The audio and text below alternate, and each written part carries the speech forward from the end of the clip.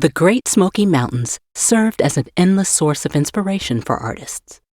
Most took their aim at their subject from a static point, standing with a sketchbook in hand or before a camera on a tripod. But Joanna Higgs Ross captured her subject during her first car ride through the Cades Cove section of the park, and then translated the motion into a sequence of images. Higgs Ross was the youngest member and the only woman of the Knoxville Seven, a group of progressive young artists in the mid-20th century who energized the art scene and challenged the mainstream with varying degrees of abstract expressionism. Their work was bold, expressive, and spontaneous. Together, they helped establish a foothold for modern art in East Tennessee. The three panels suggest movement from the vantage of a car seat looking at the fall foliage through a windshield. Rosalind Martin, Director of Education at the Knoxville Museum of Art. I think we all have done this when we was kids, just lay back in a car and you can see the flashes of light shining through the trees, and for her to paint that, and make it come to life to us was really amazing.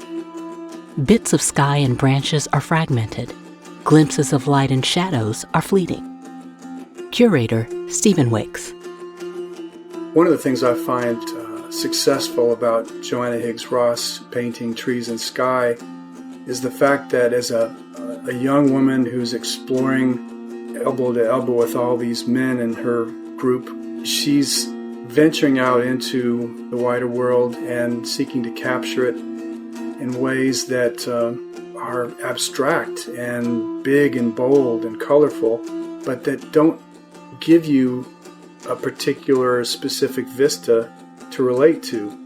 But what she does is, in many ways, I think, is more exciting because she takes this ride, first ever ride that she made through the Smokies Cades Cove, this trip that you can take where you see fantastic imagery, beautiful views of the sky, of the mountains, of the trees, and she finds a way to capture that dynamic experience, not through a single view of a landscape, but by snippets of branches and patches of blue sky and other bits of imagery that she divides into three separate canvases that are all part of one triptych.